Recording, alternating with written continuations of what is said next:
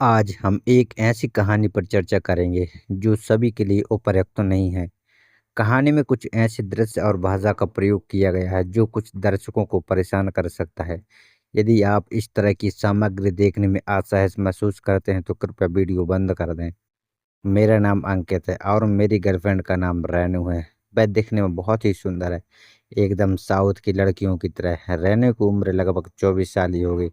रेनू ने एक दिन शाम को मुझे फ़ोन किया। कैसे हो हुजूर, क्या कर रहे हो? हेमा से फ्री हो गए क्या, या अभी भी उसी से ही प्यार कर रहे हो? तभी मैंने उससे तुरंत बोला, अरे कहाँ के हुजूर, मैं तो आपका और आपकी कमसिन छुटकी के गुलाम हूँ। आज कैसे याद किया उस गुलाम को? मल्लिका हुस्न ने मैं रेणुका को मक्खन लगाते हुए बोला, वैसे भी दुधारू गाय की लाद भी खानी पड़ती है, तब जाकर वह थन पर हाथ रखने देती है।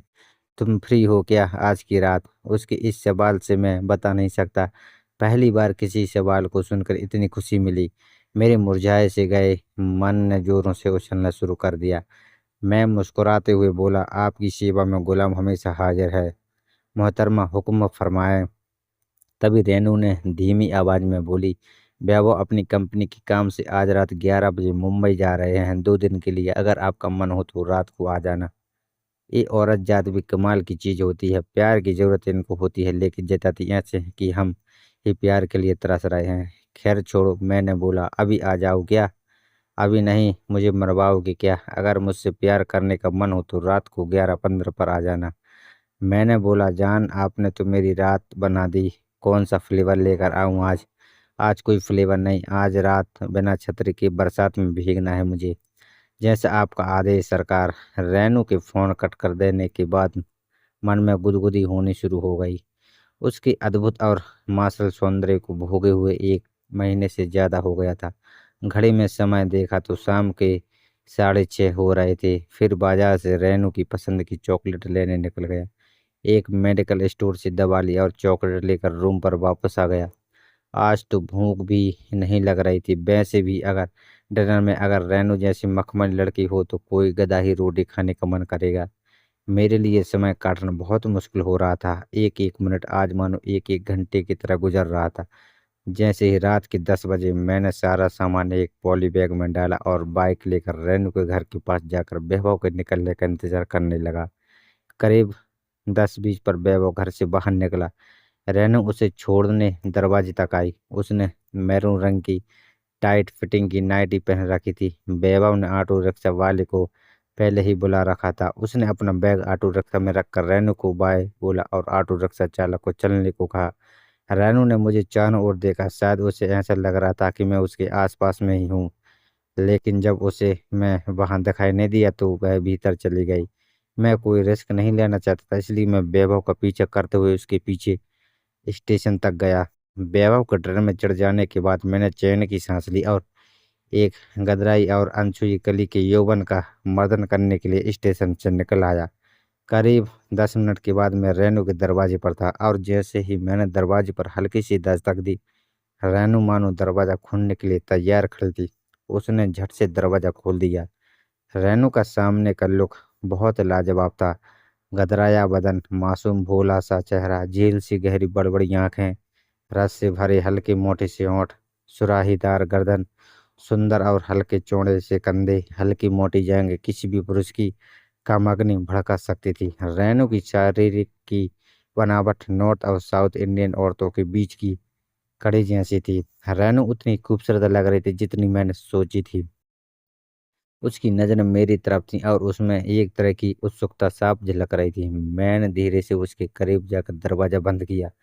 आ जाओ अंदर, उसने धीमी आवाज में कहा। मैं अंदर गया और दरवाजा बंद कर दिया। कमरे में अंधेरा था, सिर्फ एक छोटी सी टेबल लैंप की रोशनी थी। रेनू बिस्तर पर बैठी थी और उसने मुझे इशारे से बिस्तर के किनारे बैठने को कहा।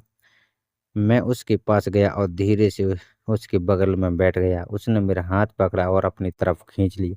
मैं उसके करीब झुक गया और उसकी आंखों में देखा। उसकी आंखें इतनी खूबसूरत थी कि मैं उनमें खो सा गया था। हम दोनों कुछ देर तक एक दूसरे को देखते रहे। फिर उसने मेरा गाल अपने हाथ से सहलाया। तुम बहुत देर से आई, उसने मुस्कुराते हुए कहा। सॉरी जान, मैंने कहा। वैभव को जाने में थोड़ा समय लगा। कोई बात नहीं, उसने कहा। मुझे पता था कि तुम आओगे। उसने मेरे हाथ पकड़कर अपने ओंठों पर रख लिया। मैं उसके ओंठों को चूमने लगा। हम दोनों एक दूसरे को बहुत ही प्यार से चूम रहे थे। कुछ देर बाद हम दोनों बिस्तर पर लेट गए। हम दोनों बिस्तर पर लेटे हुए थे। रेनू की सांसों की गर्म हवा मेरे चेहरे पर लग रही थी। उसकी कोमल त्वचा, उसके बालों की खुशबू, सब कुछ मुझे मदहोश कर रहा था। मैं उसके करीब खींच गया और उसे और कसकर अपनी बाहों में भर लिया। कुछ देर बाद रेनू ने मेरी आंखों में देखा और मुस्कुराई। तुम बहुत अच्छे हो अंकित, उसने कहा। मैंने उसकी आंखों में देखा और बोला, तुमसे ज्यादा कोई नहीं। हम दोनों कुछ देर तक चुपचाप लेटे रहे। फिर रेनू ने मेरा हाथ पकड़ा और अपनी तरफ खींच लिया।